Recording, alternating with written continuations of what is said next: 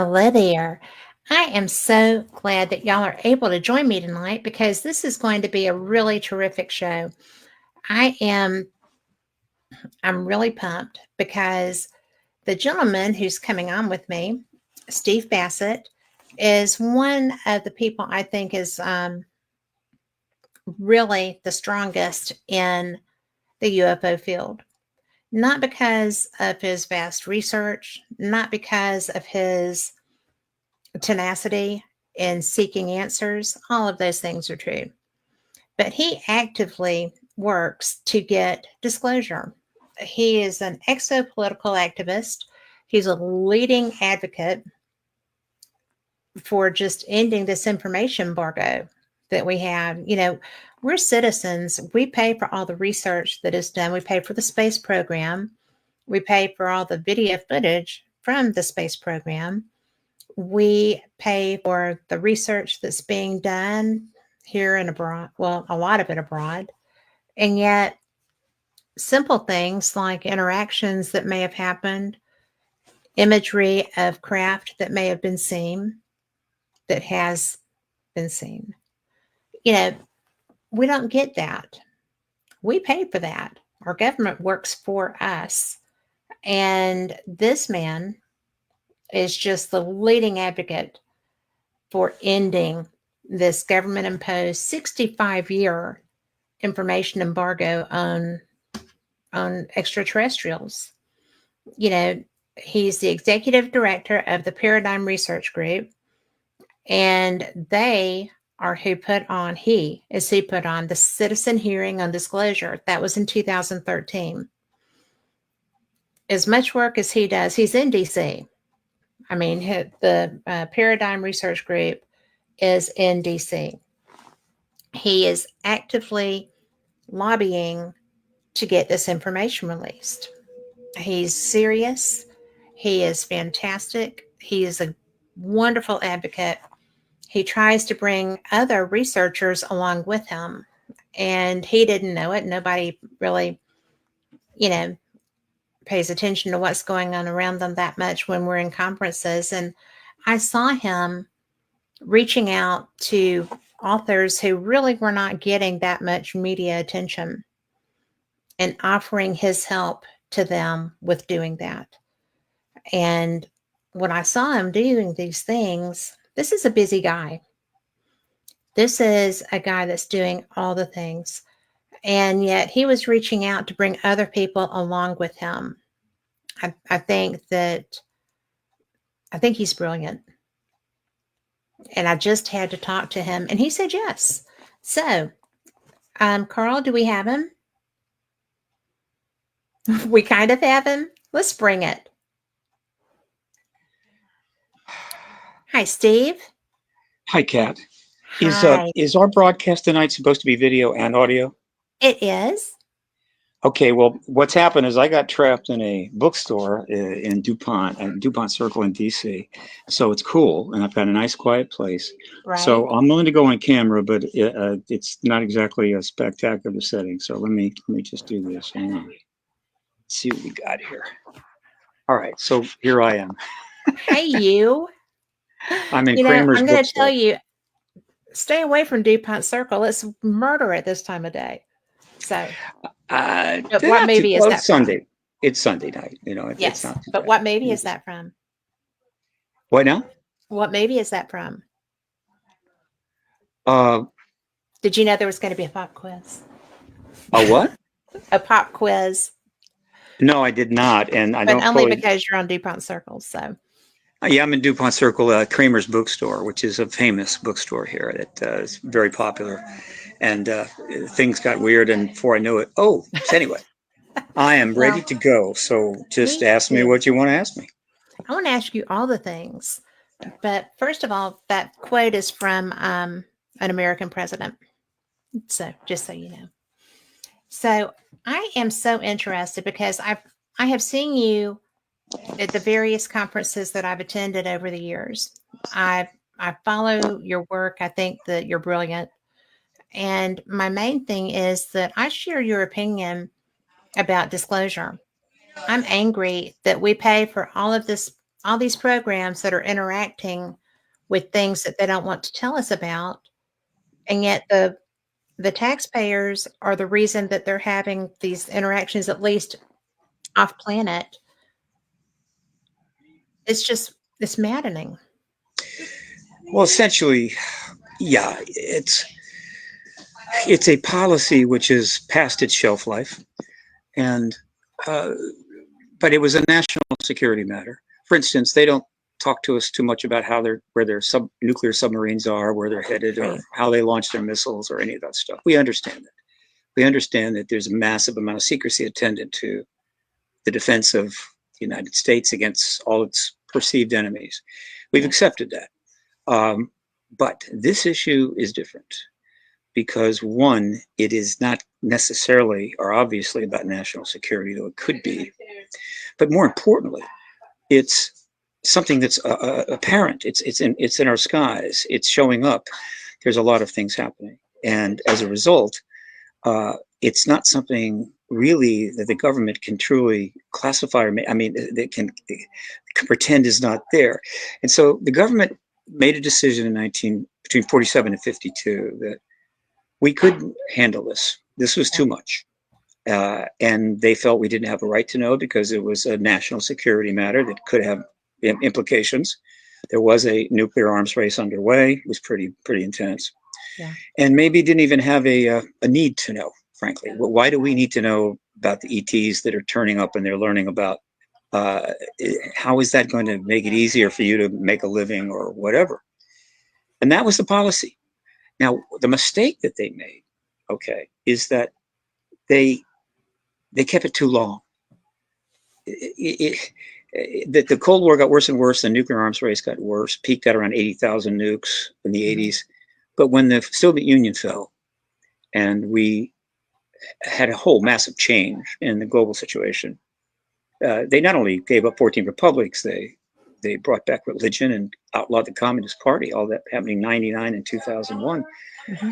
That was the opportunity for American government to say, look, things are looking up. And by the way, we have extraterrestrials here. We have some tech. We have science we're working on. We think you can know that now. And as it happened, Lawrence Rockefeller, a philanthropist and a brilliant man, very wealthy, considered the good Rockefeller, I guess you could say. He understood that. And so he tried to get the Clinton administration to end the truth embargo and acknowledge that we were not alone by getting files from the Department of Defense. The Department of Defense wanted none of that. And so it didn't go.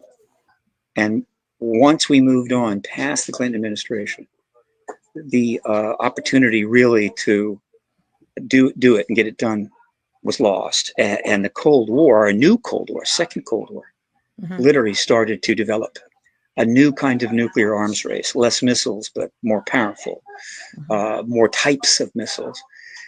So as a result, we're now 78 years since Roswell. And the government's position technically is still that there's nothing there. However, the actual reality is that the truth embargo, as I called it, is collapsing. It cannot last much longer. And very soon, our government, our president, for instance, is going to have to, and that's what it has to be. The president's going to confirm that this matter is real and that we do have tech and we do have non-human advanced technology beings. That could happen anytime. It's a long time coming. It's well overdue. It could happen in the next 30 days. It could happen in the next 60 days. So I'm busy. The way things are going. And we're dealing with a lot of other things at the same time. So it's an interesting time, to say the least. But I believe we're close as we've ever been to finally ending this embargo and learning that we're not alone. Well, I have some questions that are actually not as relevant to your program, but you attend the same conferences that I do. You attend a lot more of them. Are you familiar, and do you feel like the thing that bothers me that they don't talk about, we have these people that are like, the 20 and Back program that I've heard about. Yeah. We have things as like the submerged bases. I was at the Scientific Coalition on UAP Studies conference, Yeah, and met some of the gentlemen who have interacted as pilots with these craft, there's a lot of stuff that's actually happening. I'm not sure what I think about the 20+1 program, but there's a lot of people I talk to that do buy that and do believe that that's a possibility. Mm-hmm. All of these 20 things and back. involve, yes, thank you, 20 and back. These Mm-hmm. things involve our military personnel. All of these involve our military personnel if they're true. I do Sure. not have a problem with the military. I know that what happened with the Roosevelt group was real. I've talked to some of those sailors. I know that the Nimitz group also was real because that's actually fairly well confirmed. But how do you feel about these things? Are these real? Are these things that have managed to eke their way out Sure. into the public genre? Absolutely. Look, let's generalize it more. Okay. You have a government that has known about the ET reality since 47 latest. Might have even had some understanding that something was going on during the war because of the Foo Fighters. Yes. There's rumors of a crash crash vehicle might have been obtained back in the 30s or crashed in the 30s and came later. So the government's been essentially misrepresenting reality here for 78 years. Yeah. And what that does is it creates a truth vacuum. And you know what happens with vacuums, right? They must fill up. Yes. And so in the absence of a truth vacuum, we are left to figure it out for ourselves. And let's just say people figure things out differently than others. And obviously people can come to the wrong conclusions. They don't have all the facts. So essentially you have a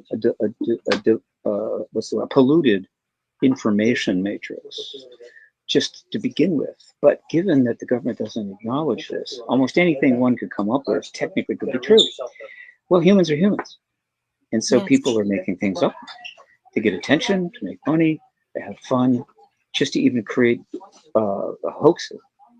And the government loves it to the extent that misinformation is developing and these kinds of things take place.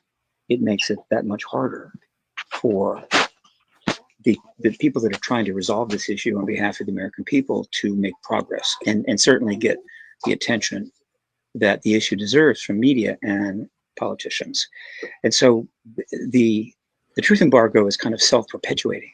It literally creates the very environment it needs to continue. And I understand that. And because I've been in the issue so long, it's a little easier for me to figure out who's lying and who's making it up and who's having fun. And what do I do about that? Nothing. And the reason is this. I don't care who's making what up. I don't care what theory that someone has come out with that's undoubtedly going to be false, or who's commercializing it maybe inappropriately. I don't have any blame for them. The blame for all of this goes to one entity alone, and that is the policy of the United States government. Absolutely. That they have maintained. And my focus is on there and there alone. Once the truth embargo ends and we get into the post-disclosure era, we will quickly start sorting the wheat from the chaff. We will quickly be able to narrow down the theories and so forth and understand what's going on. And as a result, well, let me put it this way. A lot of the things that you're referring to will just not work. And that will slip back into the bushes like Homer Where in it should that meme. And so that's how I view that. My job is not to run anything to the ground per se. It's not to do research. It's not to prove who's right, who's wrong. My job is to advance the disclosure process. And the disclosure process only ends one way, and that is the formal confirmation of the ET presence by the president, not by a member of the military, not by an astronaut. It has to be from the president. Probably, and in this case, almost certainly following legislative action. In other words, the full proper engagement of the issue by government. This is not something that can be handled as a private thing. It is a massive public reality that's going to affect everybody's lives. My job is to get to that announcement, whatever it takes, and I stay focused on that. Well, one of the things that you said, you know, does it have to be our head of state? No, it can be any Okay. head of state, any major head of state. Some small little country like British Guiana or something, probably not, but any Yeah. one of the heads of state of the nuclear powers, certainly, as well as any of the major economic powers, could come forward, and that would be it. That would end the truth embargo. And the other heads of state would follow very quickly. They'd have They, to. every country of substantial wealth, influence, and military power knows about the ET presence. You can be assured of that. Well, they have to. I mean, they're not just interacting with us. That's And right. we're not the only people that have craft outside of our orbit that are seeing things. Well, yeah, obviously they're all around the world. The sightings have taken place. We Well, believe there have off been planet. crashes outside the U.S. I mean, Also, the U.S. has probably informed some of our allies about it, and the allies have agreed to remain off the field. This is a kind of an implicit understanding, probably not in writing, but they know, believe me, and they won't waste any time in backing up whoever comes forward. It's not going to be like, oh, Xi Jinping said there's an ET presence and he's bringing out all kinds of proof of that, but we're just not going to buy that because we don't like Xi Jinping. No, it will go global. It will go global so fast that it will be rather impressive. well, bad news travels. I would like to see that travel as well. I think In that's, this era, all news travels. yeah. But I think it's fascinating because I was unaware for some time of what Paradigm did. And when I started doing, I've only done my show for 10 years That's a long time. and I like it. But I've done Fate for 5. But Uh-huh. when I first started doing, I do another show called Paranormal Experienced. And I I got in touch with Stan Friedman Mm-hmm. and we became friends. He came on with me and he educated me about a lot of stuff. And when he was like, well, this is real, but you should check these other things out. Mm-hmm. And then I came across at your information at my very first event on this topic, which was AlienCon, the first AlienCon. And Mm-hmm. people were talking about the Paradigm Research Group. And I was like, who is that? So when I was at my first contact, I heard you and ran into other people that were talking about you. And I thought, well, what is this? And I think that as hard as you work to get this information public and to get, I mean, I don't know anybody else that's working this directly, this hard to get Oh, there are many. No, well, dear, there are many, many. Oh, yeah, believe me, there are many lobbyists now registered. The activist movement is huge. Obviously, it's benefited from the rise of the internet and social media, and of course, the podcast revolution. All of that, I assure you, the activist phalanx is broad and wide. I'm just a part of a much bigger thing. I now, if I can raise some funding, I could probably play a bigger role, but that's on me. But given what's happened in the last year, I finally decided that I would convert to a nonprofit. Finally, so about 5 months ago, Paradigm Research Group became a 501c3 nonprofit that can accept tax-deductible funding. So, now I've raised some money. There's a professional donation module in the front of my site. Raised about $4,500. That's fine, but I need to raise about 25,000. And if I can get to that level, my first project with that level of funding is to hold another X conference in Washington, D.C. I've held 6. The last one was in 2010. But this one, and they've all been held in Washington. One was held at the National Press Club. This would be held in the National Press Club for 2 blocks from the White House, very likely in the post-disclosure era. All of the speakers would be about only the post-disclosure world, the pre-disclosure world, the truth embargo, and so forth. it would be quite an event, and it would obviously help to draw people into the issue. So that's the first project on my agenda. This is just an example of the kind of activism that I've done. I am a disclosure advocate. I just happen to be registered as a lobbyist. That's not that important. And as a disclosure advocate, my job is advocating for the confirmation event from the president. Once we get that, then let's just say that we're in the post-disclosure world and we're facing an entirely new but huge array of interesting possibilities and projects and reform. And that's what I'm really looking forward to. No doubt. PRG being able to participate in how we interpret, how we change our ways, how we adjust and reform so that we can get out of the hole we've dug for ourselves for quite a few thousand years, but certainly in the last 78 since the atomic bombs were dropped in Japan. That's where the action gets really interested. And of course, boy, it'll be amazing. And other organizations are already coming together to deal with the post-disclosure world, such as the New Paradigm Institute.org, such as the Soul Foundation.org, the UAP Disclosure Fund.org, the new and expanded MUFON, which is also a 501c3. And there are others. It's very hard to keep up. It is. These things are coming because together. Three of those I'd never heard of. Okay, well, check them out. I Absolutely. will. They're easy to find. These organizations have been established not to prove the ET presence. It's been proven over. Yes. To some degree to help the final weeks and months of this to try to make sure that we get this announcement. But mostly to deal with the post-disclosure world. That's where things get interesting and a hell of a lot more enjoyable and productive. But first, we have to get there. And more progress has been made in the last 7 years to get disclosure than in the previous 70. Yes. We've had legislation. We've got members of Congress going on public and saying, absolutely, we're not alone. We've got a DoD organization assigned to it. We've had 8 hearings, 2 major ones, another one in the works.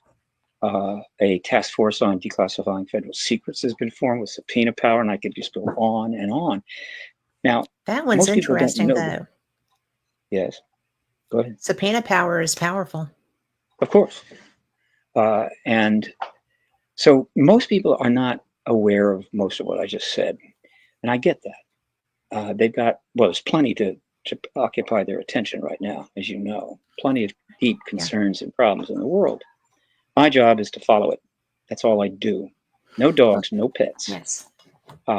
So if you want to have a very quick and comprehensive understanding of why we are where we are right now, it's not hard. And I need to promote this more, and I will. On my website, paradigmresearchgroup.org, if you go into the projects, this is an ongoing project, select that, and then look at the print media archive. Yes. Click on that, then you go to the flash page, and then you hit the main link, and it takes you into that archive. That archive has been built up over the last 19 years. It contains 16,000 links to professional journalistic articles about this subject. I didn't realize it was that many. The phenomena, the politics, everything. 16,000 articles, all professional journalism, not fringe, not paranormal. In the last 7 years, the most number have come forward. The most number of articles have been done, published. It's around 7,000. So if you go back to December of 2017, and you start reading the articles going forward, there's 7,000 of them, but there's a lot of duplicates in the sense that 10 publications will cover the same story. Right. But if you just kind of follow the trend and just read those articles, by the time you get to the present day, you will know more about what's going on than 99.9% of the people on the planet. And you will understand why, when I say we're close disclosure, I mean what I say, and it's likely to happen. And now some people can't take the time to do that. But I think they need to know that if they get a little bit too concerned or they just don't understand that archive was created for them. Thousands of hours went into it. So you can literally chronologically, and then on each year, if you wanted to, say you could pick a year, you pick 2021, then you do a word search. Because remember, it's basically a web page. You do a word search, say in New York Times, and then you can just jump from one New York Times article to another and read what the New York Times is saying. Same for the Washington Post and other major publications. It's all there. And the amazing thing in the last 7 years, the stigma regarding this issue is gone. It just virtually doesn't exist instead of the minds of some narrow-minded individual. I have a question about that. One article out of 100, maybe even out of 300 or 400, would be considered a debunking piece. They just don't do that anymore. If the stigma is absolutely gone, the journalism is absolutely serious. It's real journalism. It's a whole different world. It is. And it's interesting that the journalists are really there, but the government not yet. But that's often the case, that media gets there first and then the politics follows. You know, it's so interesting because I was watching an interview with Hillary Clinton, and she was like, and it was the first time I had heard UAP, right? Mm-hmm. And she was like, oh, nobody says UFO anymore. It's all UAP. And there's a new term. It's called UAP, she said. And I'm like, isn't that interesting? Because that's going to change the paradigm. If 20 years into the future, somebody's researching UFO, they go to UAP. If they don't find a cross-reference, then they're not going to have the full history. And well, both are in play. You can use both now. Used to be UAP was created to make it easier for journalists and politicians to speak it. To be able to speak now about they say UFO. Yeah. I get that. But it's also a diversionary tactic if you come at it from the other side. Paralegal, okay? That's my training. Yeah. And, you know, the vernacular changes, and unless you have a cross-reference point, then you're not going to be looking over here. You're looking strictly here. And without a cross-reference, and I thought, well, that could be viewed, and it's a good thing because it's a more professional terminology. It will be able to be spoken of. As you said, it makes it easier for professional people to be able to discuss it because it doesn't have that negative connotation. That was the purpose. Yes, but it also is a possible subterfuge. And I just kind of thought, that's odd. Don't worry. The internet is a giant's cross-referencing machine. You can cross-reference everything. And so the entire history, the evolution of the language, UFO to UAP, truth embargo, disclosure, all of that. Some of these terms I'm responsible for, but I didn't write books, so I'm not as attached in its public mind. But in fact, I came up with those. This is all documented on the web, heavily, extensively. In fact, what is going on, particularly in the last 7 years, and the event that's coming, disclosure, is the most profound event in human history. This is one of the most extraordinary times in all of history. And guess what? No time in history has been more documented than this. So our future progeny are going to be able to examine this whole thing in great fine detail. And that's great. Everybody that was involved will have a little legacy because if you're on the net and you're archived, you're probably going to be there forever. And everything gets in multiple people's hands. And somebody takes a video, and before you know it, 10,000 people have a copy of that video. And so it's cool that the most profound event in human history will be the most documented in history, and that's good. And that makes it easier for me to do what I do. This wasn't the way it was 50 years ago, certainly 100 years ago, but not now. And another reason why the truth embargo must end, the government is competing against the internet and the massive impact of 300 million cell phones in the hands of American people. Yes. Not only that, but worldwide.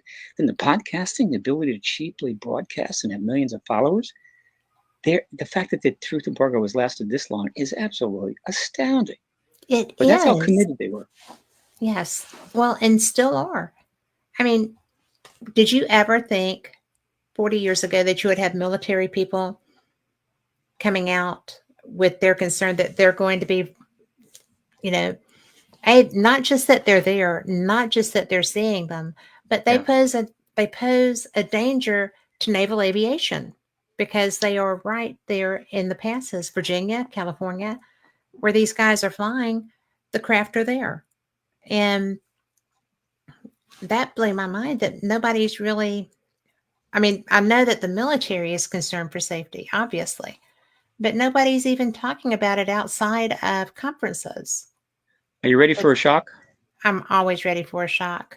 The U.S. government is known for 70 years they're not a threat to aviation. Yes. I assure you, they're not. Well, They're very high tech and nimble. They don't crash into planes. They've known that. The reason they bring up the issue of the potential danger to the aviation pilots did. is, well, whoever does, is that it makes it easier to pursue the truth embargo, ending it, right? In other words, why should I Okay. vote for it? Why should I care? Why should I cover it for the New York Times? And so they bring up the potential risks, but they know what the risks are. They've had craft and multiple craft for decades. They've studied it in every way you can imagine. They've been tracking them for decades. And they know exactly how much of a danger they are, and it's virtually practically zero. But that's not the way they can present it. They have to first say, well, we don't think there's anything there. But if there is something there, well, it could be a threat, which means that you really shouldn't bother us about that because it's a national security matter. This is the game that's been played. It's a Gotcha. complicated game, Okay. but I understand it pretty well. If I could ever sit still long enough, I'd write the ultimate book called Truth Embargo and try to explain how the hell I they would lied so about read this that so long. book. I would so read that book because it would be fascinating. But I get that. But the people that I was hearing were not so much afraid. Actually, if I'm not mistaken, one of them was who interacted off the coast of California. But it was just the fact that they can't always see them. And and that's where their concern was like, what if somebody messes up? What if somebody screws up? And I thought, well, if I was flying one of those, I would probably have that in the back of my mind, maybe.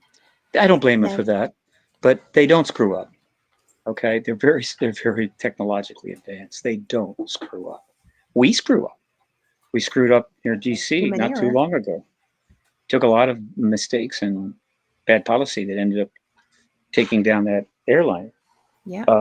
But the ETs don't. If they really were a threat, we would have many, many, many crashes between UFOs or UAPs and our aircraft, and it just doesn't happen. So, but the government benefits from raising the concern of a potential danger. And there are people in the National military that take it security. literally. They go, okay, well, it's a potential danger. I should be concerned. That's fine. That's fine. That doesn't mean it's a potential danger. Truth embargo makes it impossible to resolve things to a conclusion. It keeps everything hanging in the air. And that's one of the reasons it's lasted so long. Our job is to pin it down, get it done. And then in the post disclosure world, we could have a robust discussion about is there a danger? They turn off our nukes. Now, some people consider that dangerous. Yes. They don't blow them up, they don't melt them down, and they let us turn them back on. Again, this relationship between the ETs in our world right now and us is extremely complicated. Now, I'm not saying it It is can't so be. complicated. Yes. I mean, and people don't really realize that. People that I don't always realize that. Okay. And I read everything, but it's just one of those things that makes me go, well, why do, why don't we, I spend a lot of my time going, what the hey, this is crazy. I'm very glad that the first person who really started educating me about disclosure, interactions, things of that, was somebody that was very centered and interested and very scientific in his approach, right? Because until I really started talking with Stanton, I didn't understand Yes. why this was, I didn't understand the mechanisms and the reasons for refusing to disclose. I knew the political side of it, but as you said, way back in the 40s and earlier, yeah, the Foo Fighters were there. People were interacting with them. People saw them. And yet no one really discussed it because, oh, obviously it was the Nazis who were just so much more advanced than we were with our, air power, blah, blah, blah, which They was a load of speculated crap. about that. Yeah. Yeah. And how did you get so involved in having such a drive for this? Because you're one of the most driven men I know relevant to this topic.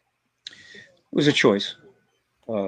I saw purpose, and I desperately needed purpose. Life without purpose is not fun, even if you're Right. rich. It's amazing how many people get incredibly wealthy but have no purpose in their life and are utterly miserable. Yeah. So I made that choice. Also, I have sort of an OCD aspect to my personality. Also, ADDH. I'm restless. I make a terrible employee. So you put it all together, and at the age of 49, I said, I need to go in this direction. And I could have been wrong. I mean, it could have ended up really stupid, and God knows what would happen. But I found out that I made a brilliant decision. And once I got settled in, I realized, hey, you're lucky. You could have pretty much ran out the string with nothing of any value to leave behind. So once I got into this, it was for life. And I'm not the only one. Stan Friedman was in it for 50 years. He was still working when he died in a heart attack. Yes, he was. He was, on his way home from a conference where he'd been presenting. Sure. And others have had the same experience. I interviewed him the Wednesday before that happened. So. Yeah. And so are these people heroes? Yeah. Will they be acknowledged? That remains to be seen. But one of the things that PRG will be doing with any money it gets donated to it, and I'm doing it now, and I have been all along, is doing what I can or PRG can to ensure that these people are not forgotten, that they're given the credit, that they're respected, so others are willing to follow in their footsteps. One of the examples of that is you go on the website, paradigmresearchgroup.org, and you, again, go to ongoing projects. Mm-hmm.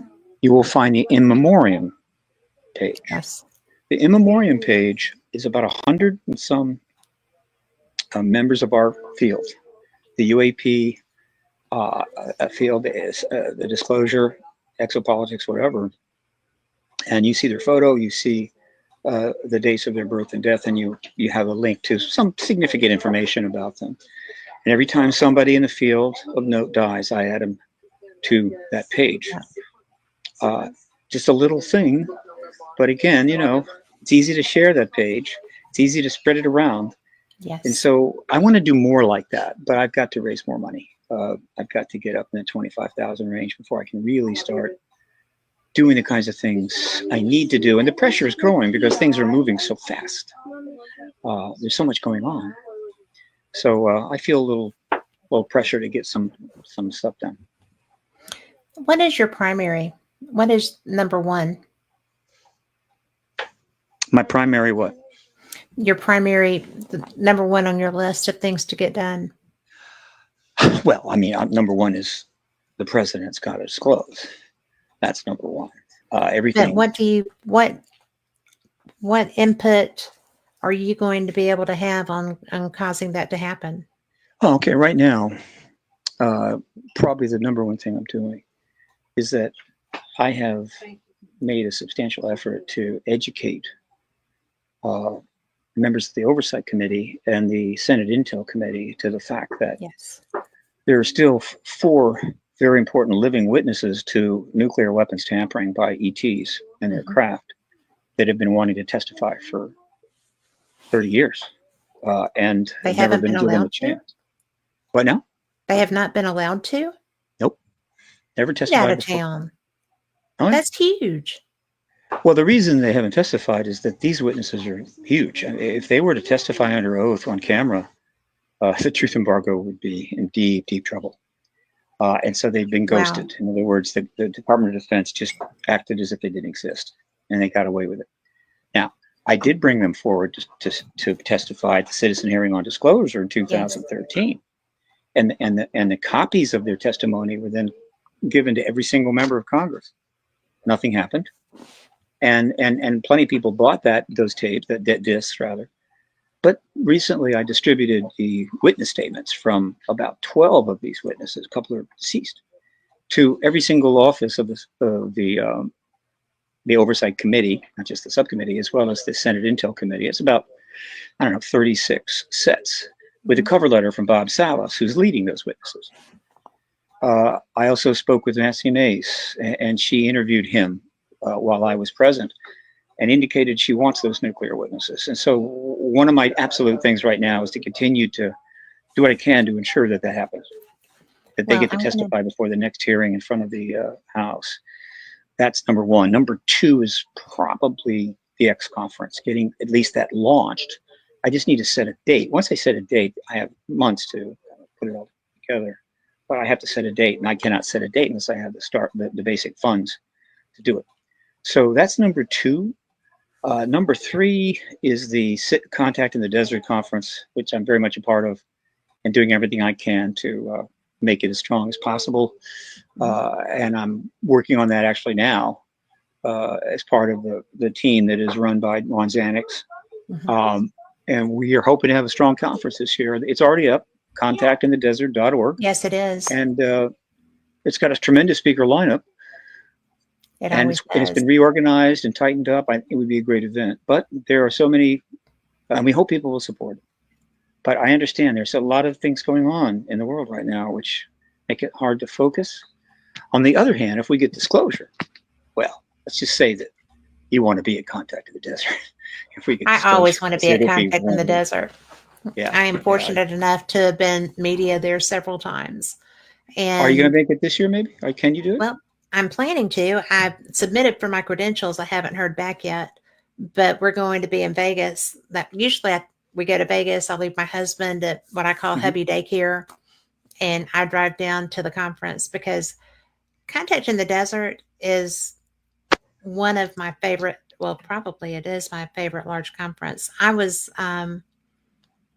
so surprised the first time I actually got credentialed for it, right? Because I was just my first show, and I wasn't faked at that time.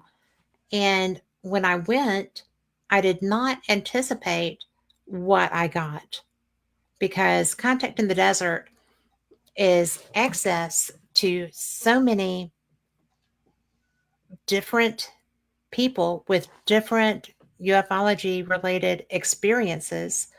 There's scientists, there's authors, there's a lot of the woo side to it, but not that much anymore. It's more focused on this Correct. is what we need to do. This is what's happening. I wasn't there. I wasn't there last year because I was doing another trip, but it's so interesting to me because it's just one of those things. Like this weekend, I'm going to be at the Ozark UFO conference, and yes. I like that one. It's so intimate that you can just really interact well with everybody. It's been around a long time. Yes. Yeah, it has. And that's where I first actually got to meet face to face with Stanton, and my friend Chase Klotsky was there. That was really great to be able to interact with her face to face as well. We had met before when she was ironically the host of Fate Magazine Radio, and she was doing an event in Birmingham, and we met there, and then now here I am. But it really is a great Contact is a really great conference because of the diversity of the programs that are available for you to participate in. You have an element of mystical there, which is pretty cool too. But you have people who are professional individuals like yourself, okay? But you have Paul Hynek, you have people that are UFO family legends, okay? But they're also doing the side of getting the truth out, fighting to get the truth out. And I actually saw you, and I told you this, but I saw you actively reaching out to other researchers that were not getting the attention, were not being brought to the fore that I felt like also should have been. And you were helping them, you were offering them help and with assistance with getting stuff handled, with connecting them with people that could help them get their information out. Hmm. And I just overheard you at one point and I thought, what a guy. I mean, what a guy that is going to this level. And some of those people I've interviewed several times, and I know what they have to bring to the table, and I know what their writing is. And I was just like, yes, I like him. And that was my first time to realize exactly how dedicated you are to getting this truth out. I mean, Let me ask you, when did you submit your media request? How long ago?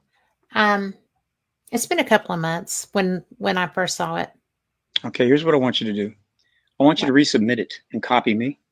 Okay. Okay, let's get it done. Okay. Believe this, there's so much chaos that goes on in putting this together. There Things slip through the is. It's a cracks. huge Yeah, event. yeah. Yes, it is huge. All right, I'll so do do that. that. And this year we have 55 speakers, 9 panels, 6 Yes. films, including 1 premiere film, quite a few workshops, a number of intensives, and other events. So it's beautifully constructed. It's going to be It much is. much more easy to go to and enjoy. However, we're the circumstances in the country and the world, people are holding back. They're a little concerned, and so the tickets are not where they need to be. We're hoping people will sign up because you can't Oh, continue to do these conferences if they lose tens of it's a thousands of huge dollars. conference. I mean, there's so much involved in putting that on. But Mm. I will tell you that I love that conference. And I tell people that all the time. In fact, I've already, hosted some of the speakers, but it's just one of the things that if you have a chance to go, you need to go. It's in a beautiful location. The very first time I went was when they first moved it out of Joshua Tree, Hmm. and Tracy Dolan was like, "Oh, you're so lucky because you can wear closed, open toe shoes, and you have a bathroom." And she was like, "It's such a beautiful place," and it is. Indian Wells is gorgeous, but It's the initial contact in the desert was an amazing place, 104, yes, 5, 6, 8 degree heat. I couldn't believe that thousands of people were coming. It I reflected the know. intensity of the issue, Yes. but then eventually had to move to the Joshua Tree. Um, uh, what was I going to say? There's something I was going to tell you. Oh! Along the lines of helping people get involved and also be recognized. A year and a half ago, I founded the Hollywood Disclosure Alliance.org, HollywoodDisclosureAlliance.org, with Dan Harari, a Mhm. longtime Hollywood publicist. And it's a networking site, 501c3, nonprofit. And we have 2 groups of founding members: Hollywood, which means the content creation industry of all types and places, and UAP founding members, people that have engaged the subject. That's been their focus, though some have a foot in both camps. We're now up to 205 members, about split halfway down the middle, and their bios are up there, their photos are up there, and so they can find each other. So the UAP and the Hollywood types can find each other, or within their own group, or people outside could find those people in the content industry that are into this issue. They like this issue. They're willing to do stuff. It's all about creating content. We make no money from that. The deals are made by the members and whoever they want to deal with. Mhm. Hollywood Disclosure Alliance. It's a nonprofit networking to elevate people in the field more so that they can be seen and they can make content and make money. The Sure. we you cannot pursue issues of this complexity without money. And this idea that, well, no, you just do it for free and everything. No, not at all. Every major activist movement Yes. ever has had untold millions of dollars in funding. This has been the least funding activist movement ever. It's had virtually nothing because the truth embargo is a rather an extraordinary government policy that has I succeeded was just going to spectacularly. say, Yeah. So I want these people to get together, make docs, bring in a couple of $1 million. The EWA people will then use that money pretty much to pursue the issue in the post-disclosure world. Over the last 77 years, Hollywood has made approximately 600 sci-fi movies with extraterrestrials in them. Yeah. I've actually researched this. Those movies have made several $100 billion. Grossed, right? And including all revenues, licensing, television, product sale. In other words, they've made many people in Hollywood absolutely wealthy. But in all of that time, not a single documentary was ever distributed on the big screens. Not one. Because if they had done that, that would have given gravitas to the movement, and the government would not have liked it. And so they made the decision not to poke that bear. But to be fair to Hollywood, all those alien-based ET movies of one sort or another made sure that every single person on a planet knows what we're talking about when we're talking about an alien or an extraterrestrial, right? Everybody knows it. They not only know about it, they've been taken into space in incredible CGI and toured around the galaxy and gone through wormholes and everything else. So they made an important impact. It's possible that as one of the numerous breakthroughs, the first documentary ever to get big screen distribution, like 1,000 screens or more, possibly could be in the works right now. It's already had a premiere at a film festival. It's called The Age of Disclosure, and it's backed by millions of dollars and a high-end Hollywood director, producer. There's no reason that they shouldn't be able to cut a deal to put it on the big screens. It will make a ton of money. And so watch for that. At minimum, it's going to get out there, but The Age of Disclosure is an example of this issue being taken to the professional level. And this is going to be happening across the board. And it's one of many, many things that is convincing me that we are very close to finally ending this policy. You know, I think that's fascinating because I've wondered when Contact came out, that movie was so, parts of it were so real based on experiencers that I've talked to. Yeah, and I thought, this is bizarre. Why is not everybody talking about this not being just fiction? This isn't just sci-fi. And there have been other films as well that made me just go, I've talked to people that live this. This is bizarre. Nobody's talking about these. They're not talking about the real side of them. And I'm so excited to know that Age of Disclosure may have a chance to hit those big screens across the world. Very much. And there's other things in the works. Spielberg has got a UFO-based fiction movie coming out. They're giving a lot of advanced promotion to. They had a working title called The Dish, but not too long ago they announced they had changed the title, a working title now, to Disclosure. Right? How about that? Little message from Spielberg. Now another major group of producers have got another UFO doc that they have signed on to. Both of these will make the big screen. Hollywood, believe me, the power brokers in Hollywood have known about the ET presence forever. Sure. When you have that kind of money and contacts, I assure you, you get tipped off. So they know. They've handled it the way they chose to handle it. However, when they finally get on board, the truth embargo, I assure you, they are going to get gung-ho. You're going to get so much high-end content coming out, documentaries, fiction films, and that's good. And that's why we created the Hollywood Disclosure Alliance.org. Again, nonprofit, tax-deductible funding. Even with $20,000, we could do some really cool stuff. But that is about recognizing people in the field, helping them get up. That was not available years ago. When Donald Keough, a Marine pilot, in the early 1950s, was saying, these are extraterrestrials. When he was filmed, after they had the flyover in July '52, huge flap, went on for days and days. They didn't know what it was. Well, I mean, the government knew what it was, but I mean, the general public didn't know.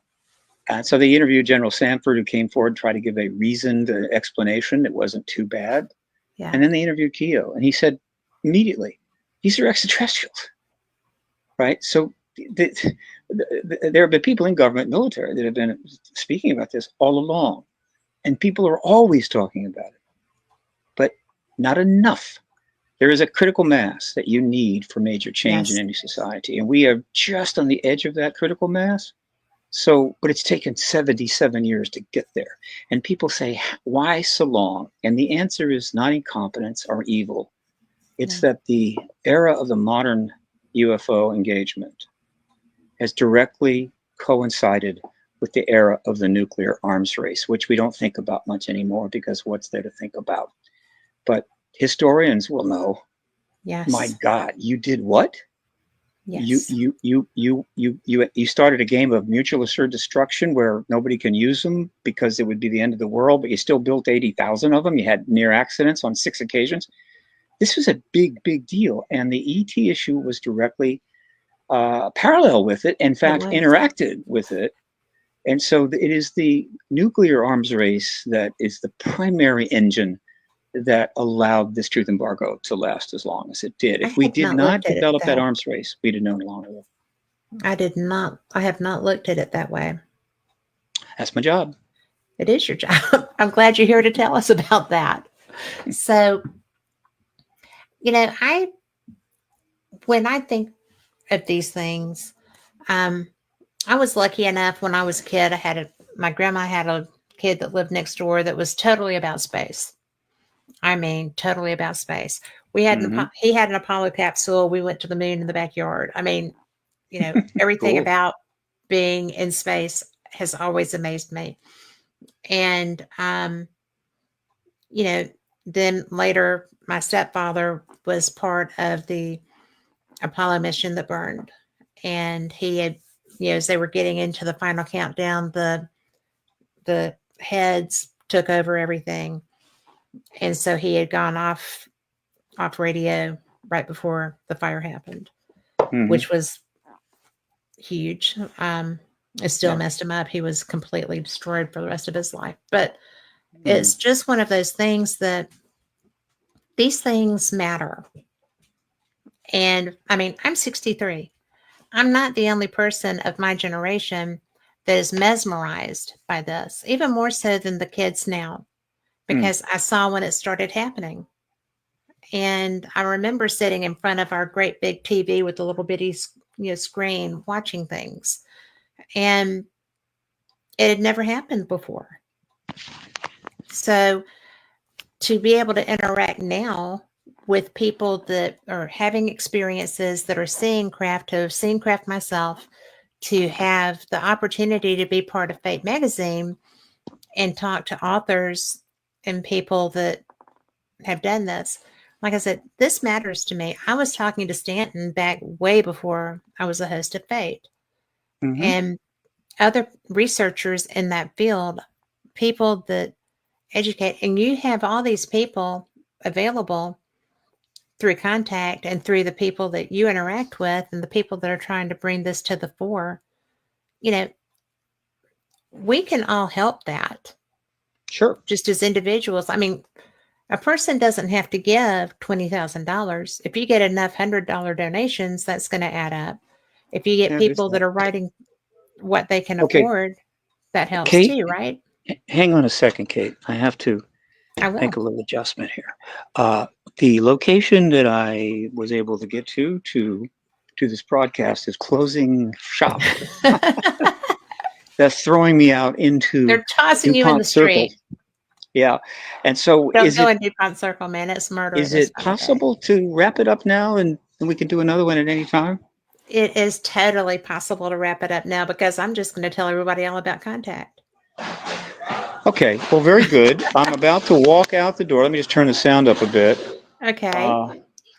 I'm about to, hang on a second. Here we go. Oh, come on. What's the matter?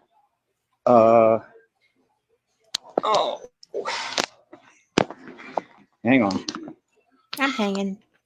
Just trying to get the sound up. What's the big deal? There we go. All right, I'm now walking out to the famous DuPont Circle. Except I gotta find a door that works. They locked you in.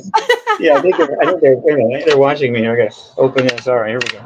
Oh my goodness. So here I am, and behind me you see a little of the old DuPont Circle.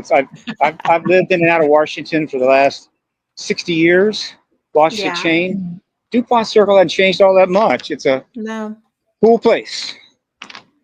And this is one of the most famous bookstores in all of Washington. It is called Kramer's, Is it not with a after K? It's Kramer, with a K, right? with a K. But that's not after Cosmo.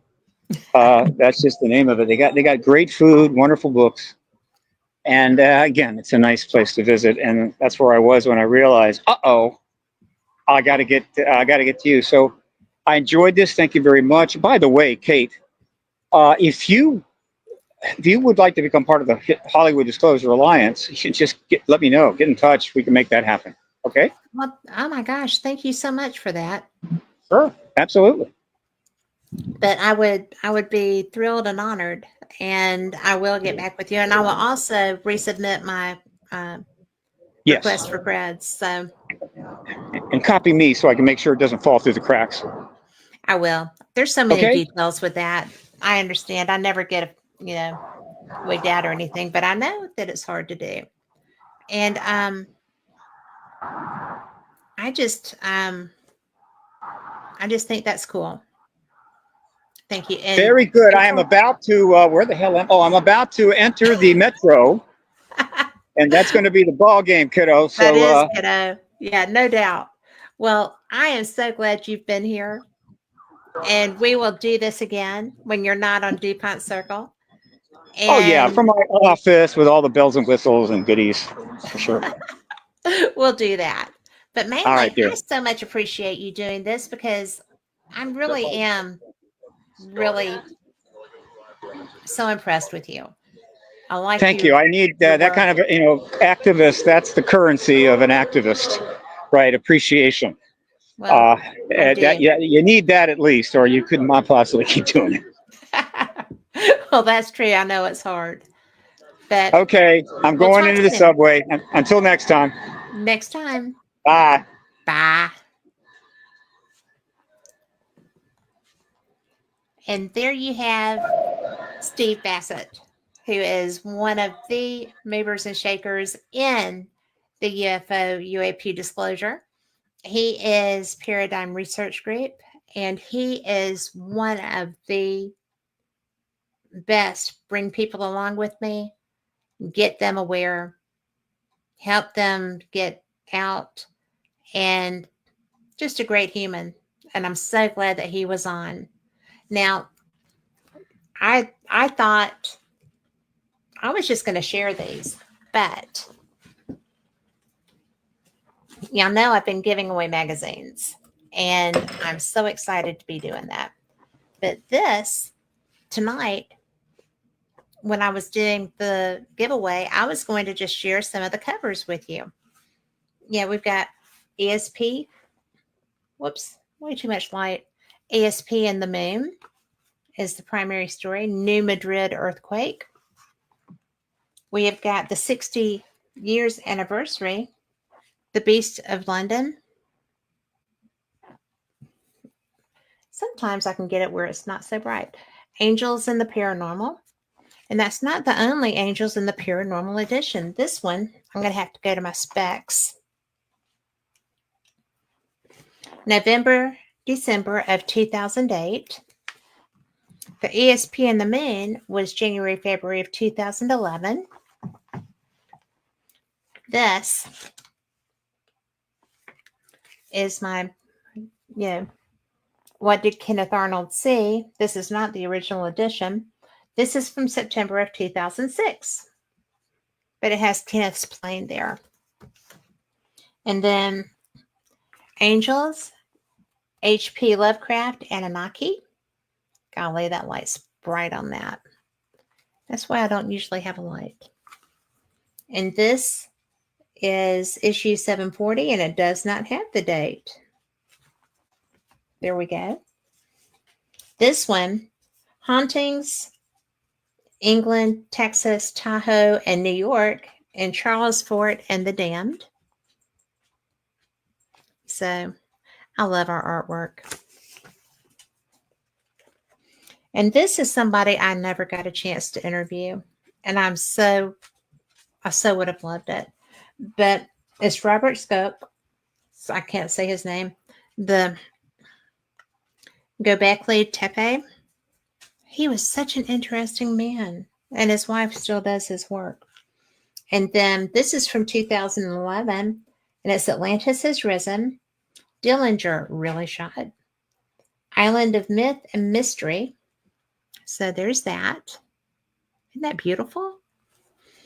And so I'm going to share some of these stories, if that's okay with y'all. Because otherwise, you're going to have to just listen to me talk. Because I can talk for America. My friends in Scotland say they could talk for Scotland, right? So let's see what we've got in here. We're going to go to the table of contents. Maybe.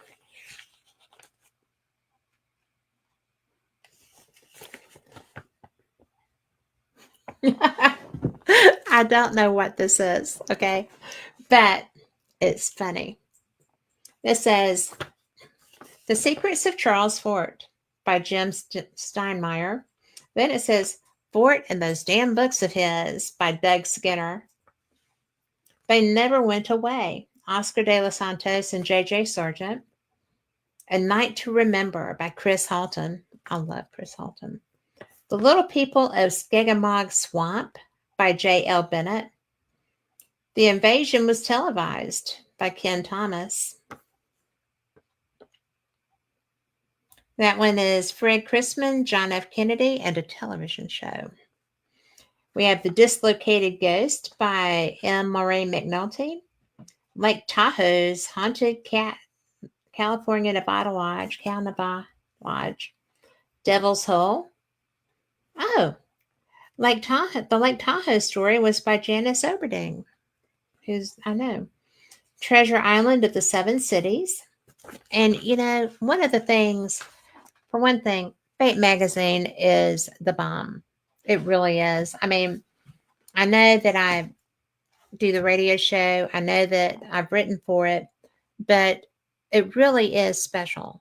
Not only is it absolutely brilliant in the fact that it's been in publication since 1947, but it's also very diverse.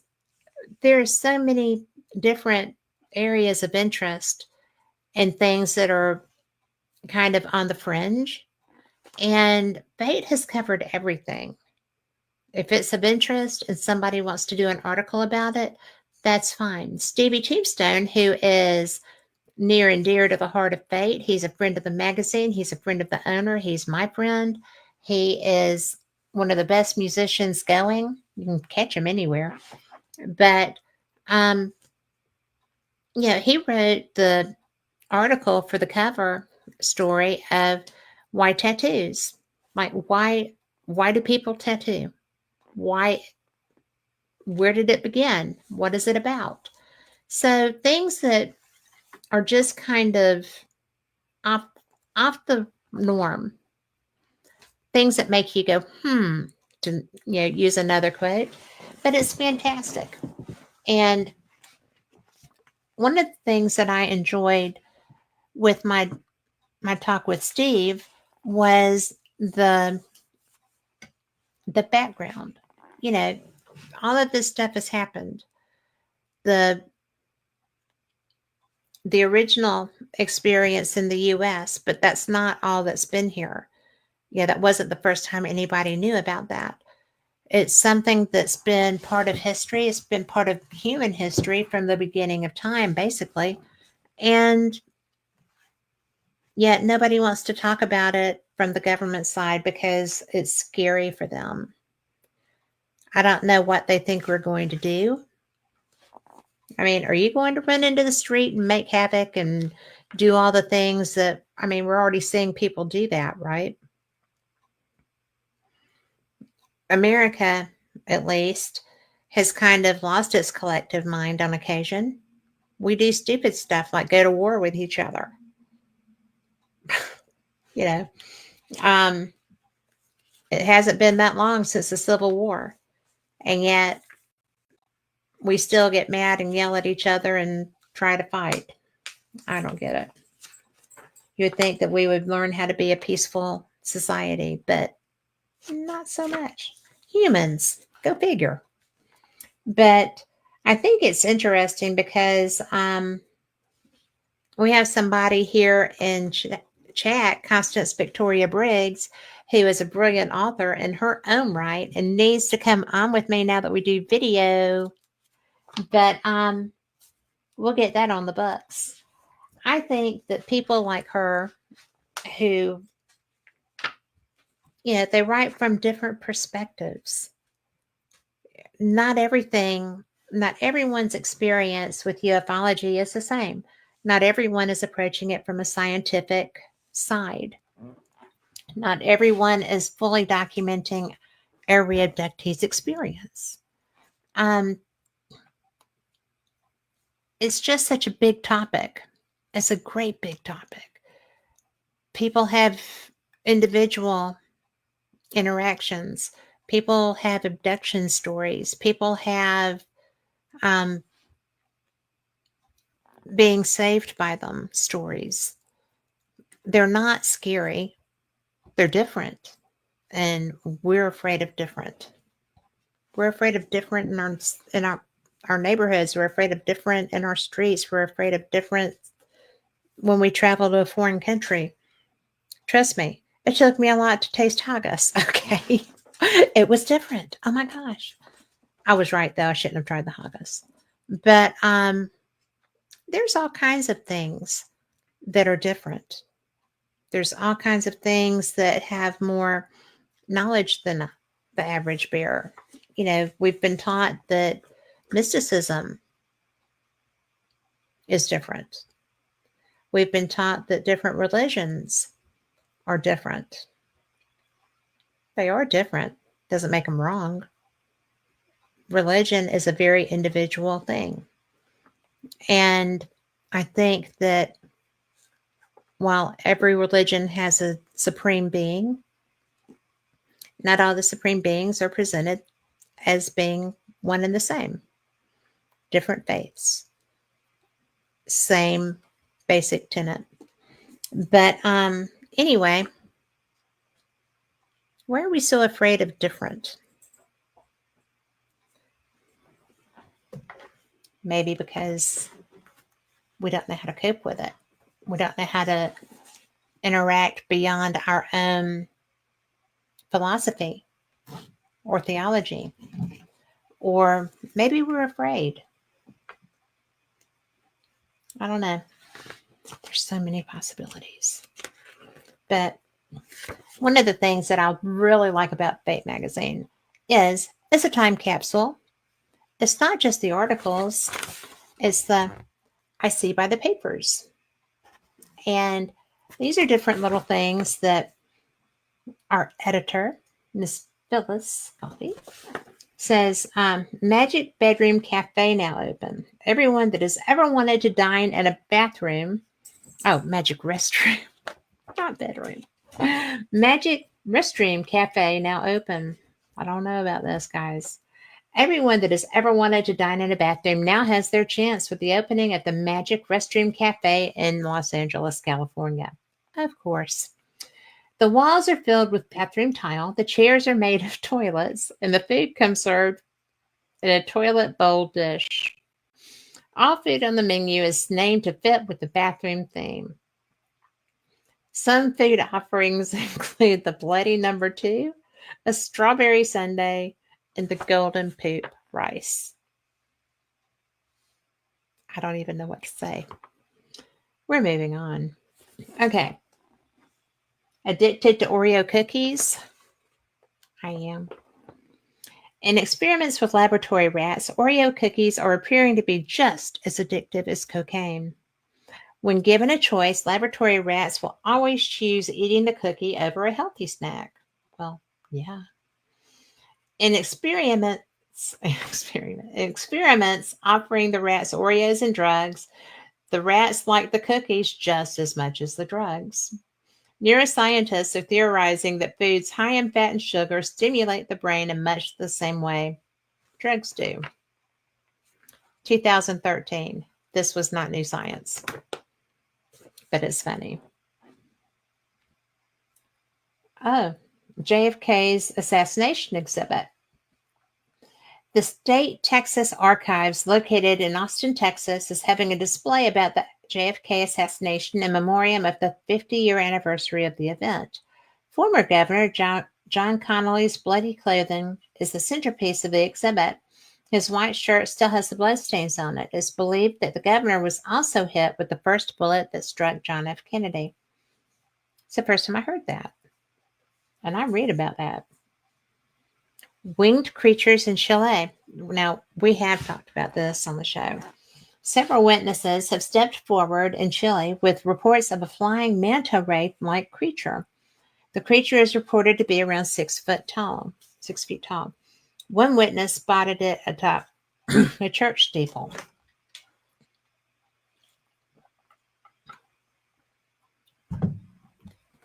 And okay, 2013. This is something I do know a little about. Is paranormal belief on the rise? According, I'm sorry, I'm going to choke to death on you here.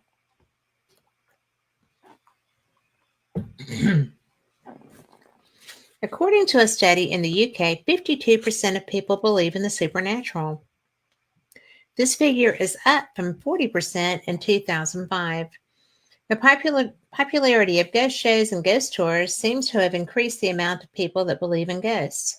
Overall belief is on the rise, although belief in UFOs is on the decline. Short-sighted. But, that's something. When I was in Scotland, there's not anyone that I met, really, that doesn't believe in the paranormal. When I was there the second time this past summer, I got to attend the Scottish UFO and Paranormal Conference. And it was in Glasgow. It was at a university. And it was a small conference. But the speakers were spectacular. And I think that, there is nothing that's considered fringe about paranormal there. It just is. I was fortunate enough to be able to investigate the Writers' Museum in Edinburgh. And, thanks to the Rick McCallum Invitational Paranormal Investigation Tour. But, that's not some place that the average person gets to investigate. We got to go, we had activity there too. I got whacked in the head by something. It was the strangest thing. I'm not a evidential medium. I'm not any kind of medium. And turns out that a person, because it hurt so bad, I thought I was bleeding. So I asked the curators if someone had died in that house from a head injury, and someone did. And their paperwork relevant to their care, the doctor bills and such, because this had been hundreds of years ago, but the people of the house took care of that individual. And they had a record of their bills. And all of the paperwork and such was in the room that I had just walked out of. Weird, right? But things like that happen. But the Scots, and from my experience with friends in the UK, it's not a big deal. Everybody has those experiences. Everybody has an awareness of the paranormal, I guess is what I mean to say. It's just interesting. But let's see.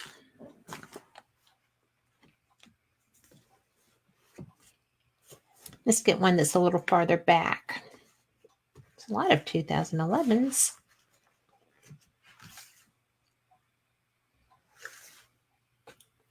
We'll go to 2006. See what's in the news there. And this is the second Kenneth Arnold. The original copy of Fate magazine, the original edition, the very, very first one was the Kenneth Arnold story.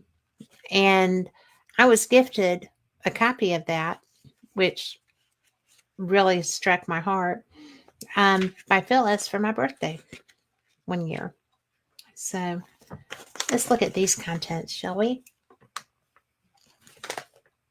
Oh my goodness. We're going to have, I see from the papers here too, we can go back to that.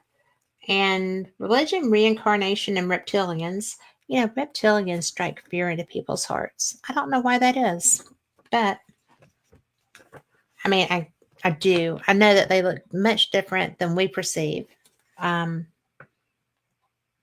Safety, because, you know, I am terrified of snakes. If I saw someone that struck me as being snake-like, I would be afraid. If I saw somebody that looked like a turtle, not so much. But I'm just not. It's an irrational fear of snakes. I don't know why I have that. But everybody, I guess, has their thing. Let's go to the I see by the papers part. Again, 2006. With a great picture of Phyllis there. So, oh my gosh, I didn't know this was in here. Y'all, I investigated a case, walked in the door, and the woman had a French accent. She was from South Alabama. And I was like, well, where are you from? And she told me. I was like, your accent. She said, I had a stroke, and this is how I sound since my stroke. So let's see what this says about a foreign accent syndrome. A while back, we wrote about a strange and extremely rare illness doctors have termed foreign accent syndrome, a phenomenon which causes its victims to suddenly speak with an unfamiliar accent. Now, Linda Walker, 60, of the UK, has become one of only 50 known people worldwide to be stricken with the bizarre affliction. 50 worldwide?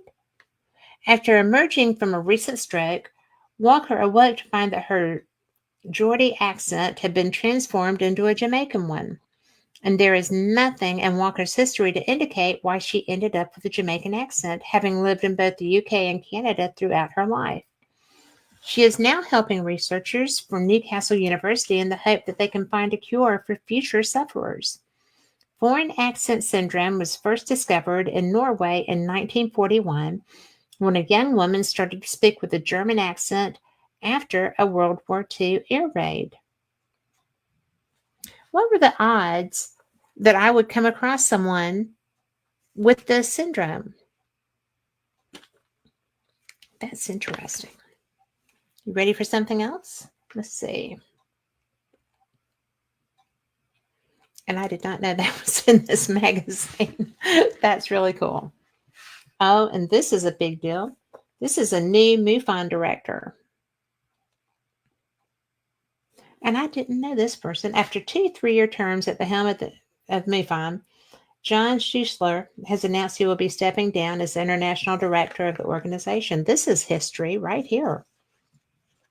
The MUFON board named James Kirian of Bellevue, Colorado as the group's new director at their annual meeting.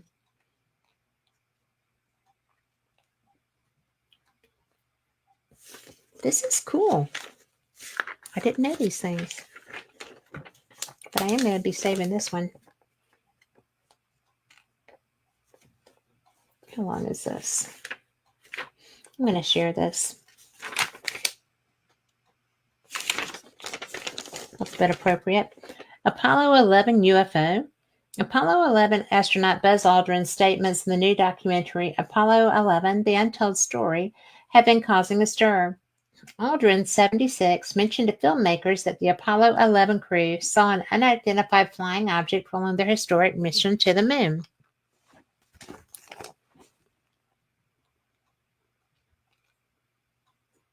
There was something out there that was close enough to be observed, and what could it be? Now, obviously, the three of us were not going to blurt out, "Hey, Houston, we got something moving alongside us, and we don't know what it is. You know, can you tell us what it is?"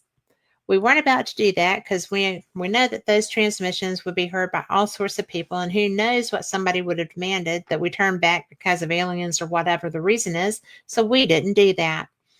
After the documentary's initial airing, David Morrison, an employee of NASA Ames in California, and who answers questions from the public for NASA on one of its websites, said in response to a question about the Apollo 11 UFO story, "I just talked to Buzz Aldrin on the phone, and he notes that the quotations used in the documentary were taken out of context and did not convey the intended meaning." So, did the Apollo 11 witness a UFO in space? Yes. No. Maybe. And this is from the Daily Record, UK, and the Mirror, UK. So, British magazines reported on it. Oh, Virginia governor pardons witch. The witch of Pungo is no longer a witch. Virginia Governor Tim Kaine, boy, that's been a while, he's still active, has given an informal pardon to Grace Sherwood, who 300 years ago became the state's only person to be tried and convicted as a witch. "I am pleased to officially restore the good name of Grace Sherwood," Governor Kaine wrote in a letter read aloud by Virginia Beach Mayor Mayra Oberndorf before a reenactment of Sherwood's trial. "With 300 years of hindsight, we all certainly can agree that the trial by water is an injustice," Kaine wrote. "We can also celebrate the fact that when a woman's equality is constitutionally protected today, and women have the freedom to pursue their hopes and dreams." Sherwood's neighbors believed she was a witch who ruined their crops, killed their livestock, and had the power to conjure storms. She went to court at least a dozen times, either to fight witchcraft charges or to sue her accusers for slander. She was 46 when tried in her final witchcraft case, accused of using her powers to cause a neighbor to miscarry. On June 10, 1706, Sherwood was dropped into the Lynnhaven River and floated, which was considered proof she was guilty according to the belief system of the time. Sherwood was jailed until 1714 and lived quietly thereafter until her death at age 90. It's a little harsh. Let's see. In a related story, casting spells in Zimbabwe. Casting spells is no longer a crime in Zimbabwe. The African country has decided to lift its ban on the practice of witchcraft, repealing legislation that dates back to colonial rule in 1899. Social scientists say the repealing of the century-old witchcraft law is another sign that Zimbabwe's government is continuing to move away from Western values and placing more emphasis on the country's own rich tradition. That's through the BBC.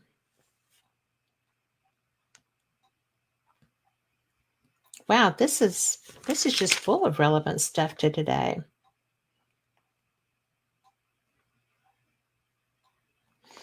I'm going to read this because paranormal investigator. Cop convinced by EVP. A veteran Edmonton cop is convinced the voice of a murdered prostitute has been picked up on an audio recording as she spoke from beyond the grave. Wayne Fermaniuk, a 25-year veteran of the Edmonton Police, was among a small group of people who recently ventured to the spot where the body of 19-year-old Rachel Quinney was found in 2004. Also there were Rachel's mother, Delia, and one of Rachel's sisters. The group was led by psychic and spiritual medium Alan Hatfield, who went to Alberta at the request of the Quinney family to help investigate the unsolved murder. The group set up an infrared camera and audio recorder at the site where the girl's body was found. Along with the voices of the officer and Quinney's mother and sister, the audio recording also yielded another woman's voice, that of Rachel. "I heard it. I saw it. I believe," said the officer. "If the psychic was a phony, I wanted to expose him, but he's got me.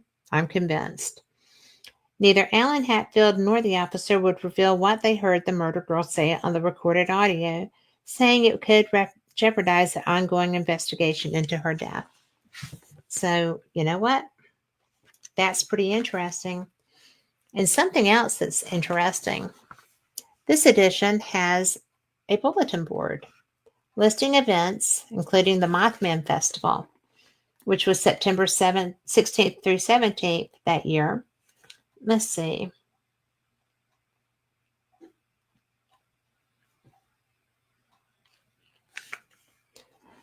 The 2012 Ascension Conference, September 29th.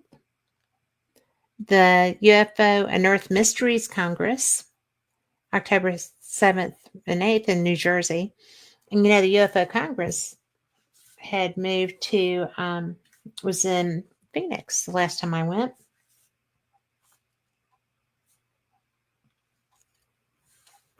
MUFON Fall UFO Conference, Texas Bigfoot Conference, the Massachusetts, the Mass Monster MASH. That's fun. The third annual, what year is this? 2006, third annual Paranormal Expo. Animal Communication Seminar. That was in Hawaii. That would have been one to go to. Let's see. National UFO Conference held in Hollywood, California, November 3rd of that year. UFO Crash Retrieval Conference. Wouldn't that have been fun? That was in Vegas. Texas Bigfoot Conference. It's amazing how many of these are still around. Universal White Expo.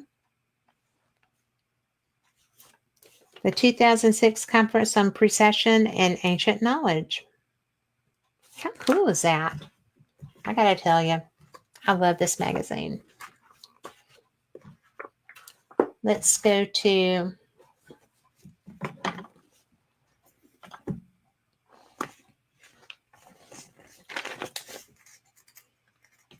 looking.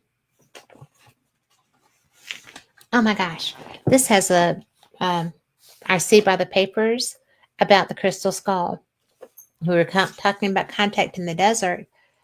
When I was at the contact in the desert the last time, I got to have a session with the crystal skull. And I did not anticipate the experience that I had. It was, if you have an opportunity just to see one on exhibit somewhere or to hear a lecture about it, it's really amazing. And I really can't describe the energy that comes from them. It's a communication. And I didn't anticipate touching it, but the owner took my hands and put them on it, and the energy was off the chain. So again, and mine was the Mitchell Hodges skull. The one I interacted with was the Mitchell Hodges crystal skull. So if you get a chance to, you should check that out. But this is about it being tested. And this is not the Mitchell Hodges. This is the French skull. But new tests recently carried out on one of 12 world-famous crystal skulls suggest that there's nothing mysterious about its origin. The French skull, acquired by France from a bankrupt artifact collector in 1878 and put on display near the Eiffel Tower at the Musée Quai, I've said that wrong, Branly Art Museum, was tested by the French National Museum's Research and Restoration Center, C2RMF, which establishes the identity of disputed artworks and is regarded as the most advanced organization of its kind in the world. The crystal skull was subjected to some rather advanced forms of analysis, including particle-inducing X-ray emission and Raman spectroscopy. I knew I would get it out there. And the findings, the French skull was probably made in the small village of Idar Oberstein in southern Germany, sometime in the second half of the 19th century, according to C2RMF. And the quartz from which it is made is of Alpine, not Central American origin. Further, the grooves and perforations clearly show the use of jewelry drills and other modern tools, said Yves Lafort, the deputy head of collections at the Quai Branly. It is inconceivable that such precision was the work of pre-Columbian artists. You're darn right, because it wasn't made by them. I just think that's so interesting. And, there's always doubts. There's always people that have um, just bizarre type of experiences with them. There's people that will debunk anything. There's all kinds of stuff. I interacted with the one that I saw, and the draw to it was really strong when I was hearing the original lecture when Bill was out there, discussing it. And that's also a strange interaction because he is immediate. I mean, when he does his presentation, he is focused on the skull. And I don't know why there's a draw. There's nothing around it. When he was lecturing, it was sitting on a safe table and by itself away from everything else. And when I interacted with it, initially I was in a room full of people to go and hear a quieter lecture, a smaller lecture. And the skull was such that it would lead you to, I felt drawn to it. I felt like, I don't know what the draw was. But when I went up and was talking to him afterward, I was just like, do you let people touch it? Because I really feel drawn to touch that, but I wouldn't without permission, obviously. And he was like, do you? I was like, well, yeah, I really do. I don't know why. And I understand it's yours. I'm not going to touch it. And so he just kind of looked at me weird because probably he thought I was a nut. But later that night, I'd gone to Ben Hansen and Mark D'Antonio's Sky Guide tour. And it was, which by the way was the first time I got to see Starlink for real. The first time I thought I saw it was not Starlink. But we were having cocktails and hanging out. Everybody just kind of groups and talks and just has fun. And Bill leaned around his wife and said, by the way, I'm going to gift you an hour session with the skull tomorrow. We'll do it around 5. Just come on down. And so I was like, whoa, thank you so much. Oh my gosh, this is so cool.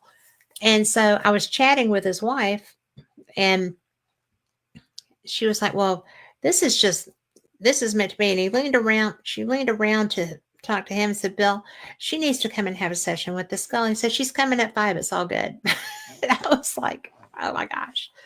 And when I got down there, it was, everything I thought and more than I imagined. I would never have thought that just meditating with something like that would create an experience. And yet, there's really something to that. And when you're looking at it, just looking at it when you're not in session with it, I don't know how to describe it. It's just a clear, beautiful piece of crystal. And it is crystal. And it has a mandible, the jaw is separate. And then the skull sits there. And when he just said, just focus on it. Just focus on it. Just do what you want to do. And so I started to, and the oddest thing happened. It started looking like it had lobes, like it had brain lobes in it. And I thought, well, I didn't eat anything anyone gave me. I haven't touched anything that would have created something, because I'm a skeptic. I really am. I'm a want to believe skeptic, but I'm very careful because I do have this platform, and I'm always cautious of being fooled. So I didn't touch anything. I didn't eat anything anyone would have given to me. I knew that I was in my right mind. I knew that I wasn't just going woo. And I started seeing things in the skull. Wasn't tripping, really wasn't. So I'm just like, this is interesting. Okay. And so I just put my hands on the table beside it, and the energy off of it was palpable. I'm an energy worker. I thought maybe I'm doing this, right? And so I'm trying to just meditate, focus, not get distracted. And I've been told, don't touch it. You know, we don't touch it. And so I'm sitting there and I'm meditating, and I feel Bill take my hands and put them on the skull. And I'm just like, whoa, hello. And the experience was amplified by so much. I mean, I'm not going to say tenfold or thousandfold. I mean, it was just so amplified. Just talking about it, I feel charged. And I don't really know what I expected to get out of that. I don't know that I got anything life shattering or, so bizarre that I couldn't really justify anything else by it. What I got was peace. And what I got was some self knowledge and a few little messages here or there. But there is a woman that travels with that family and with the skull. And she had, prior to me having my reading, gone through a process and created or found a message for me. And it was so appropriate to me that it was surprising. And it was relevant to speaking and being, having my voice, bring stuff out. And I'm like, well, I do that. So it was a very interesting thing. And I know that most of the studies focus on debunking these skulls, but I think there's a reason that these have been found all over the globe. These are not just random little things that people leave in an easy place to find. They're spread all over the world. And so the one that I interacted with was found in a cave in South America, for example. So who knows, right? There's a lot of things that go on that people can't stand to have discussed, like UFOs and disclosure, which is coming out. So this is, I love this one. I think that's one of our prettiest covers, and it's not even the colorful one, but I think it's a beautiful cover. And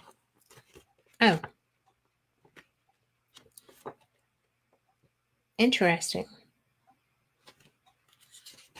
I should tell you what's interesting.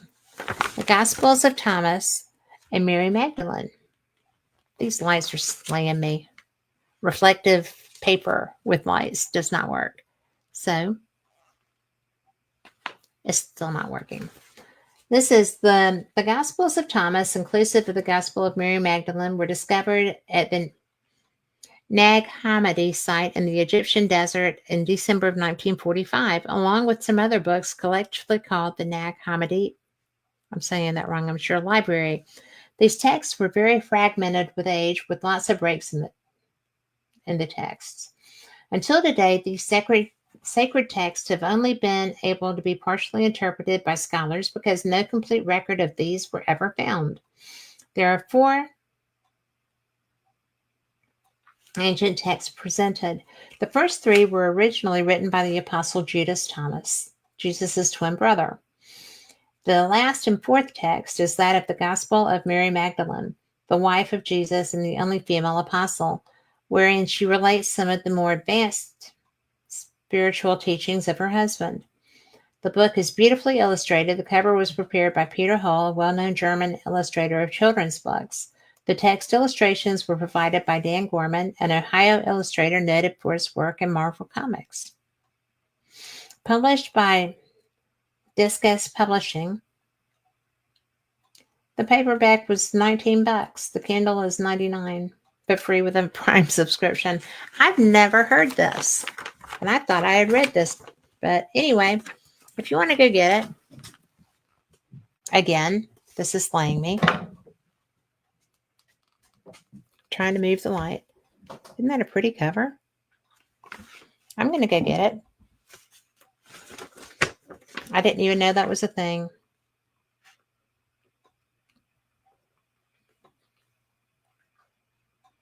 This is interesting. Unusual laws from around the world. Japan has a simple rule when it comes to discovering life in space. The one who makes the discovery must report their findings to the United Nations Secretary General and the international scientific community immediately. In Wyoming, a weird law exists where you need a permit to photograph rabbits between the months of January and April. I don't know. Do chickens adhere to laws? In Quitman, Georgia, chickens are not allowed to cross the road on their own. Seriously? In Switzerland, there is a strict regulation of no flushing the toilets after 10 p.m. One must conclude their business before that time or live with the results. In Sri Lanka, it is illegal to take a selfie with the Buddha statue. It is considered a sign of disrespect, as to take a selfie, you are turning your back on Buddha. That's actually logical. In China, it is illegal for Tibetan monks to reincarnate without permission from the government. Not sure how they plan to enforce that law. In British Columbia, when the Bigfoot was first sighted during the 1800s, they created a law to protect the hairy creature. Anyone is found to have shot and killed a Bigfoot will be fined $250,000. Washington State, just below in the USA, had a similar law as well regarding the cryptid. I didn't know that. But you know, that's where the Mount Olympus, is that the right one? Bigfoot expedition is. But anyway, in Baltimore, Maryland, you could receive up to a $500 fine and even a year in jail if you were caught doing tarot, palm reading, or any type of fortune telling, as it is illegal there. Is that still true? This is the only one that doesn't have a date on it, but it's fairly new. Must still be true. In 1995, Beira do Garças, I know I said that wrong, Brazil, passed a law setting aside 5 hectares of land for a UFO airport to cater to the flying saucers being spotted in the area. The city has also sanctioned an annual ET Day. I like that.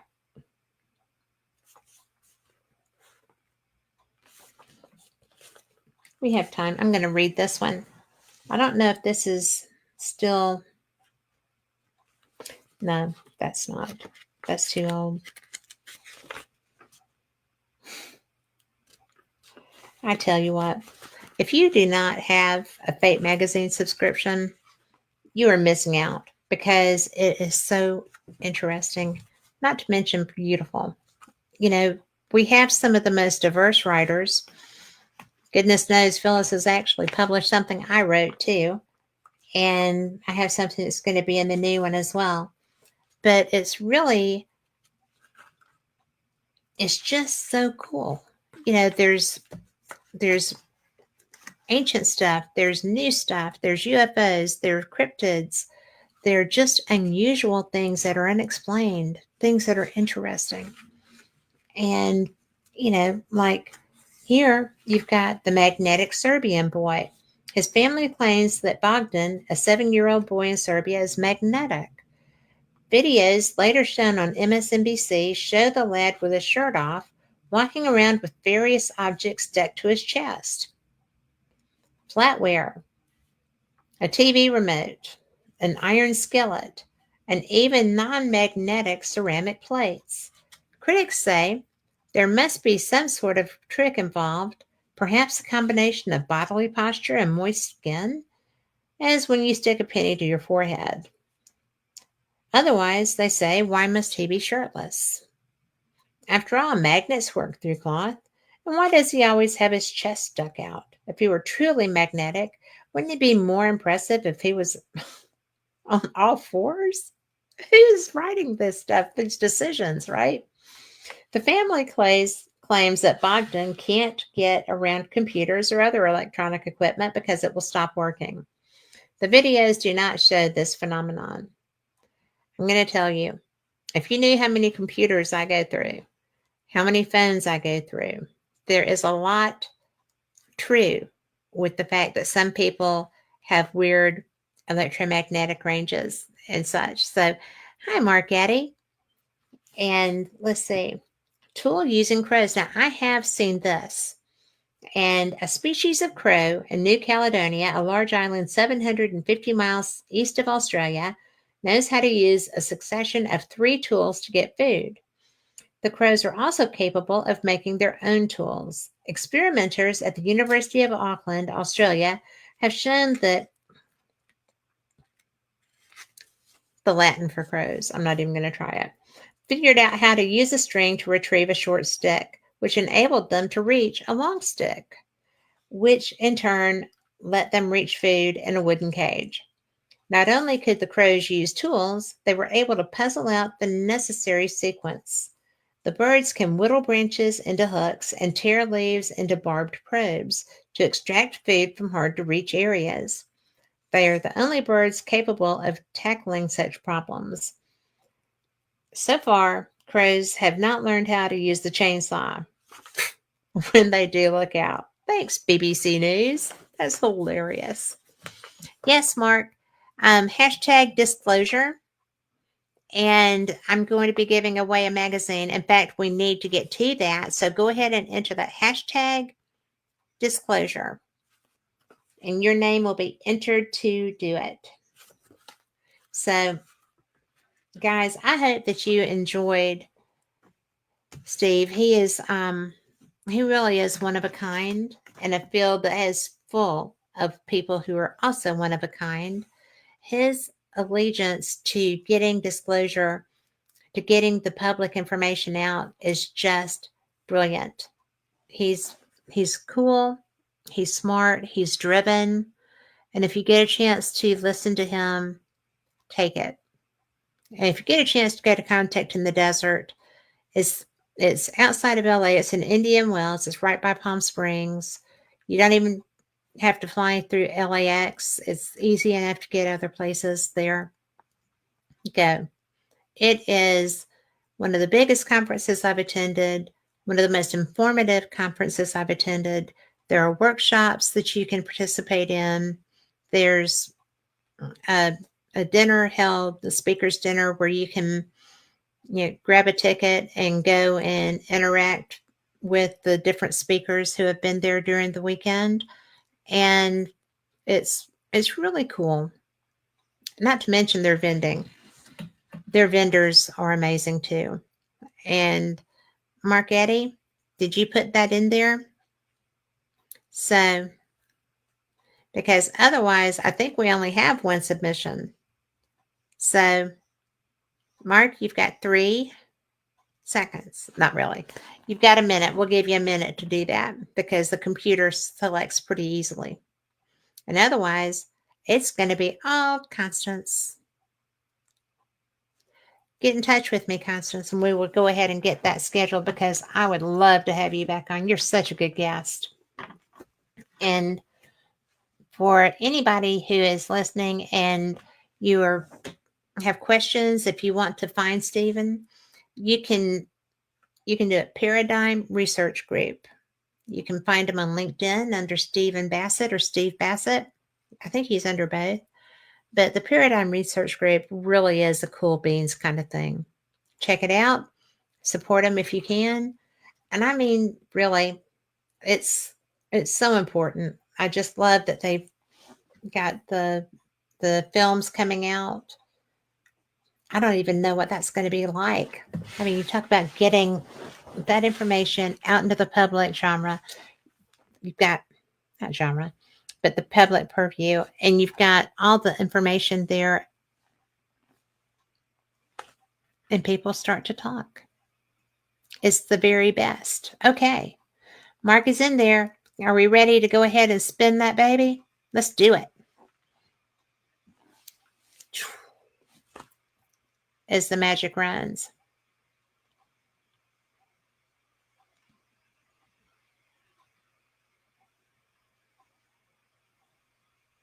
And it is Marquetti. I'll tell you what, I'm going to send Constance one too. So both of y'all, you can get in touch with me. Send me your address and I will send your magazine. So, and you're going to get one that's really cool. You're going to love it. And just let me know. I will talk to you guys about that later. So, for everyone listening, thank you for being here. I love that Steve actually went in and sat down and just used his phone and got into us because he got caught out. And I think that that was one of my favorite shows. So there's a lot I don't understand about why disclosure is being put off for so long, but I get most of it. I know that they're scared to let us know. I know that there's a lot of global repercussions for getting this information public. I know that they're concerned about how the public is going to react. I mean, we didn't do too well with War of the Worlds, did we? That's what I still consider to have been the trial run for getting this done. But I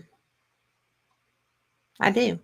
I think that War of the Worlds with Orson Welles was the initial trial, test balloon, and people jumped out of windows. People were terrified. People died thinking that this was real. Doesn't give the government a lot of good confidence in giving us that information, does it? But they're going to have to because there's too many people seeing it and knowing about it, and it's true. I don't care how much you try to deny it. It's been in history from the beginning of time. And it's about time that we got to know what's going on. Maybe get to meet a few, right? Interaction's not going to be that scary, I don't think.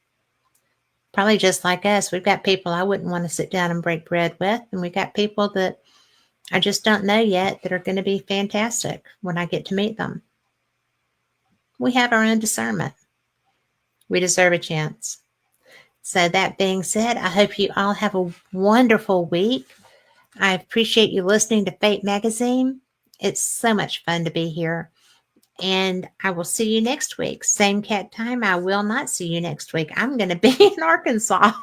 But anyway, there will be something running. You're going to love it. If you're in Arkansas, I will be at the Ozark UFO conference. Come find me. I'll be in Eureka Springs. Beautiful place. So anyway, enjoy your week. See you again. Same cat time, same cat channel. Good night. Thanks for being here.